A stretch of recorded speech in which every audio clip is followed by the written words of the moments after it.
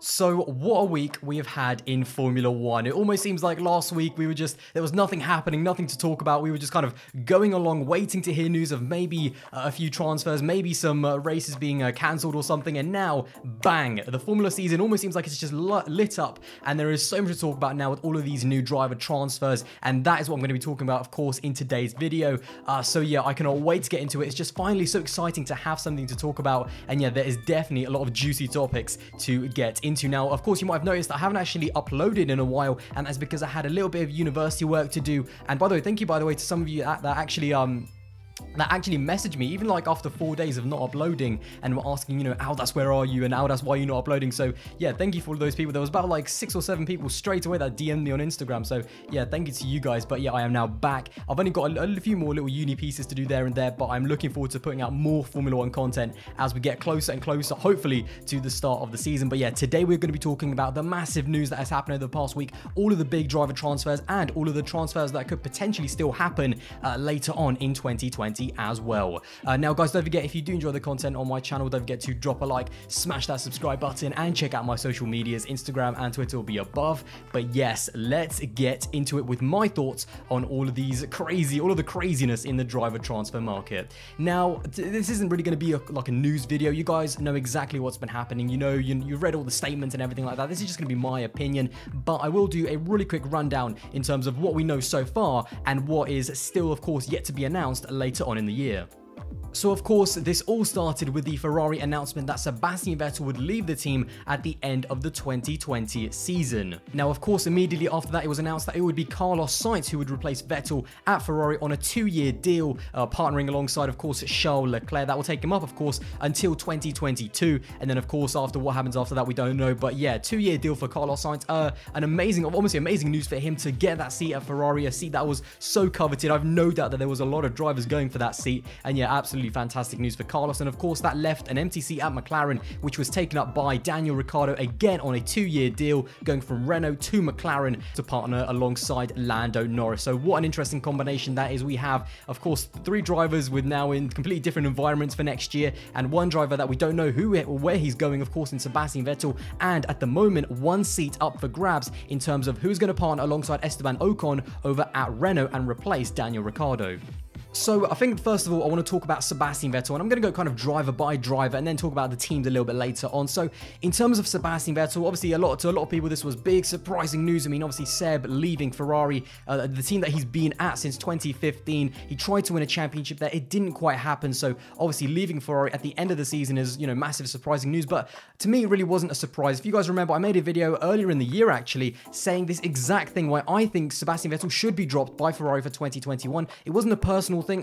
It was purely from a performance and factual basis that I just thought that Ferrari needed a different driver lineup. I did not think that the lineup of Sebastian Vettel and Charles Leclerc was good enough to win championships, or maybe not good enough. Certainly as individuals, they are fantastic racing drivers, and Sebastian Vettel is a very talented racing driver. There's no doubt about it. He showed in 2019 he's capable of race wins, multiple podiums, so he does still have it. But I said in that video that I just did not think, and I said actually that Matteo Binotto needed to have a serious look at the team and think, how am I going to win as the team principal, drivers championships and constructors championships in the future? And I said that that driver lineup for me did not work, and clearly Matteo Binotto and Ferrari and all of the people involved kind of were also on the same wavelength. And the funny thing is, I actually got a lot of flack for that video, saying that I think Sebastian Vettel should be dropped for 2021, and I think a lot of people kind of took it wrong to say that I don't like Seb or something like that. But clearly Ferrari and Matteo Binotto and all of the people over there kind of felt very similarly. You know, the funny thing is, that was one of my most disliked videos of all time. Like literally 21% of the people that watched it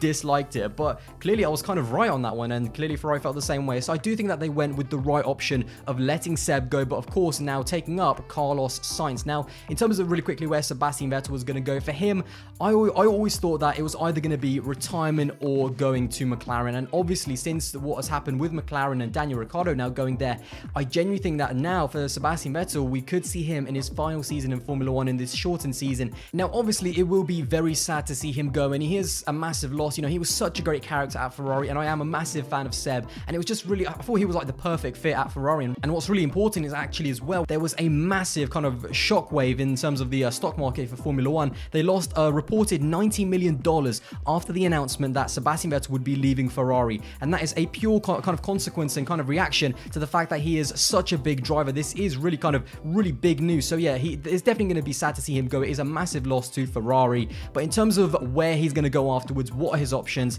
I do think that most likely we are going to see Sebastian Vettel in his final season in 2020. In terms of the teams that he can go to, obviously Renault is an option, but I just don't really see him at there because there's a lot of uncertainties even with Renault, which I'll talk about a little bit later on.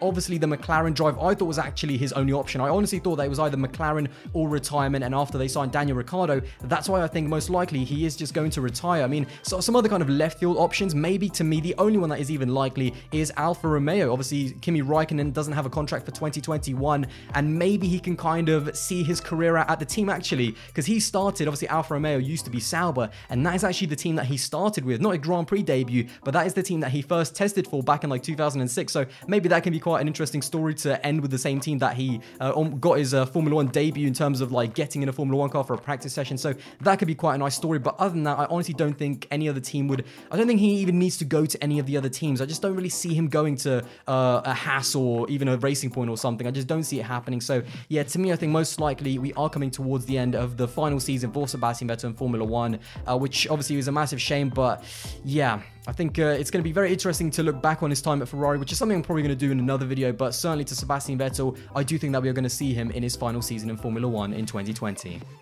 Now, of course, next up, we have to talk about Carlos Sainz, and what an incredible move for him. What an incredible year in general. He had a mega year at McLaren, and obviously signing that 2-year contract with Ferrari to go up against Charles Leclerc. It's a very interesting dynamic at the moment because all of the rumors were that Ferrari were looking for that number 2 driver to support Charles Leclerc, which is exactly what I was saying. I was surprised that they did not even consider Valtteri Bottas, or I really do think that Valtteri would have been a great fit for that team, actually. Personally, I put it on Twitter, and apparently it was another one of my controversial opinions. So yeah, but nevertheless, Carlos Sainz this is so great for Carlos. He's a great signing as well. He just fits into the team. He speaks Italian. He's great and professional inside and outside of the car. And as a partnership, I think it's a very interesting driver lineup. I don't think it's going to be as harmonious as some people think. No doubt in the first year, Carlos Sainz will keep it low-key, just try and get used to the environment and the ethos and the pressure of having, you know, the media of the Italian media on one side of his shoulder and the Tifosi and all of the politics on the other. So yeah, there's going to be a lot for him to get used to. The youngest driver lineup apparently that Ferrari have ever had in their history. So I think overall the consensus is that, you know, Carlos is going to just roll over and be a number 2 driver, but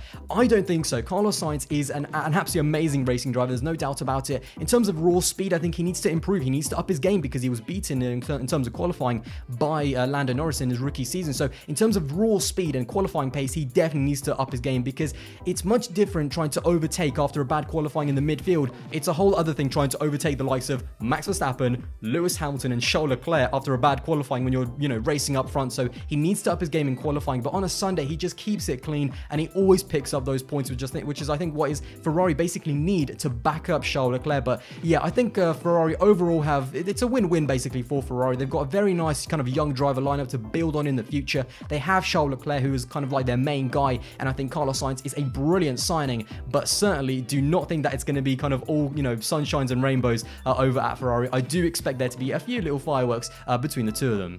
And I suppose lastly, we do have to talk about Daniel Ricciardo. Now, again, I kind of talked about Ricciardo. Literally, I did a video a few weeks ago saying, well, I think he could just be one of those people that just gets left behind. He is such an incredible racing driver. I rate Ricciardo so highly. I put him up there with the Max Verstappens and, you know, being able to win a championship, because I think Ricciardo is capable of doing that. But I said in that video, and I predicted it yet again, I just feel like I had this bad feeling he's going to be one of those drivers, one of those incredible drivers that just gets left behind. Like, he's in a really weird place, and I feel like this Ferrari move, the fact that he didn't get it, is kind of, you know, almost evidence of that. So yeah, he kind of did get left behind for that Ferrari seat, and he did end up going to McLaren, which I think for him is actually a really good move. And don't get me wrong, it's not a massive jump up from Renault, but overall I think with McLaren getting those Mercedes engines for 2021, just the vibe of the team that both Norris and Carlos Sainz built up, I think it's perfect for Daniel Ricciardo. So although I don't think it's a massive jump up for him, I do think it is a little bit of a step up in his Formula One career. But I do think that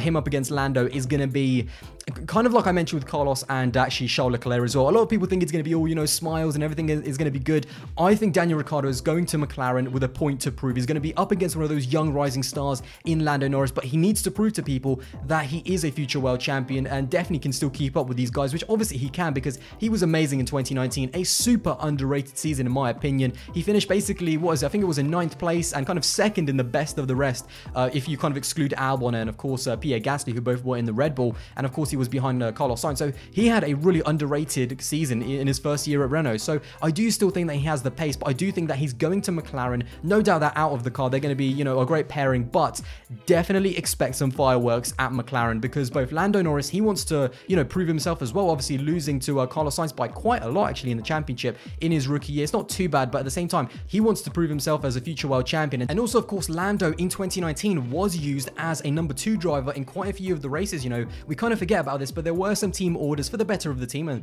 it was the right thing to do. But Lando was a little bit frustrated in some of the teams because Lando is quick enough to be racing these more experienced drivers, but yeah, he was a little bit frustrated. So he's also got a little bit of a point to prove that he's not just a number 2 driver. Daniel Ricciardo wants to maintain his kind of level of performance as the more experienced driver. So yeah, overall for McLaren, I think yet again it's a win-win because even Daniel Ricciardo, in my opinion, is a little bit above Carlos Sainz. So yeah, for McLaren it's brilliant, for Carlos Sainz it's brilliant, and at the moment it just looks like a win-win for absolutely everyone. So yeah, very much looking forward to seeing what Daniel Ricciardo is going to be able to do at McLaren in 2020 against Lando Norris. But as I said, do not expect Daniel to be a pushover and do not expect it to be all sunshine and rainbows in the cars between the two of them.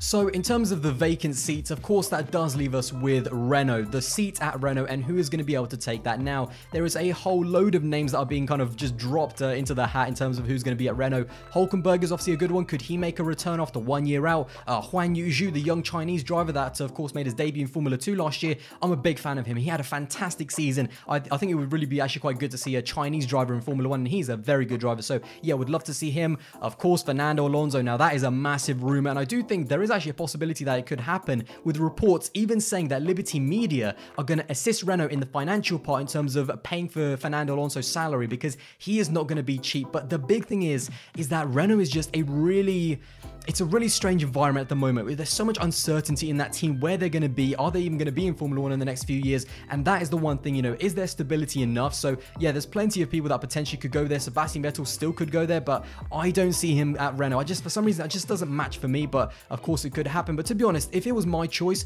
I would genuinely go with Valtteri Bottas. I feel like Bottas is such an underrated driver. Yes, of course, he's lost to Lewis Hamilton, but, you know, probably everyone would in the same car, apart from like maybe a few drivers, maybe Max Verstappen. So Bottas is still an incredible driver. There's so much uncertainty from his part, always getting these 1-year deals. So for some stability, give Bottas like a 2 or 3 year deal at Renault. He will do the business. He is such an incredible driver as well. So yeah, Bottas would probably be my shout, but at the moment, it genuinely looks like it might be Fernando Alonso, which is a little bit weird. Although, as I said, it would still be great to see Nico Hülkenberg back, or maybe even someone young like Huan Yuju. So definitely there's a lot of opportunity for Renault, but for them, it's all about a question of how long they're going to be in Formula 1 and how much are they going to be able to spend at the moment. The financial situation, the way it is, it's not very easy for a team like Renault. So yeah, there's a lot of moving parts, and Renault, there's a massive uncertainty. I don't think they have to make a decision right now. So I think they're going to leave it for maybe later on in the year. But yeah, I cannot wait to see who's going to be in that Renault seat. In my opinion, I think they should have Valtteri Bottas. I feel like he's the best option in terms of what's he going to cost and what he'll be able to deliver in the next few years up alongside Esteban Ocon. I feel like that's such a solid partnership. But yeah, let me know who you think actually is going to be at Renault for 2021 in the comments below. Now, there's really one last thing that I want to touch on just before I do end off the video. Now, of course, there were so many rumors. Could Lewis Hamilton go to Ferrari alongside Charles Leclerc and kind of complete this incredible career at Ferrari? Now, I said last year that I just don't think it would happen. I don't think he needed to go to Ferrari, and honestly, I think Ferrari at that point needed him more than he needs them. I think at the end of the day, Ferrari made the right choice not to go with Lewis Hamilton, because Lewis is in such a comfortable situation. He's got such a great environment and team around him. He always has a great car. So yeah, to me, it just made no sense for Lewis to go to Ferrari. And again, as I predicted last year, yeah, they didn't go with that, and I think they made the right choice. Well guys, there you go. That is my thoughts on the entire crazy driver market situation that has just lit up the 2020 season. We are now apparently just over a month away actually from potentially the first race of the season on the 1st of July, I think, in Austria. So yeah, hopefully everything obviously goes as it can and will go ahead. Of course, some sporting events are starting back up. The Bundesliga was on last night, so certainly it is kind of, the world is kind of slowly going back to normal, but we do still need to have massive caution. It will be, of course, behind closed doors as well. And Silverstone, and this is amazing news, apparently has agreed with Liberty Media to host 2 races in 2020. The dates have not been confirmed, but that definitely sounds like an amazing idea to have 2 Silverstone Grand Prix. So yeah, the season hopefully slowly will start kind of coming back to life, and we will see Formula 1 hopefully very soon back on our screens, and I cannot wait to see these cars back on track. But yeah guys, there you go. That is my video for today. Now let me know what you think in the comments below of all of these crazy driver transfers, of potentially going to Austria in the 1st of July as the first race, you know, Silverstone being on the calendar twice. Let me know all your thoughts in the comments below, and I cannot wait to see what you guys think. Anyway, I hope you did enjoy this video, and if you did, don't forget to drop a like, smash that subscribe button, and guys, I'll see you in the next one. Bye guys.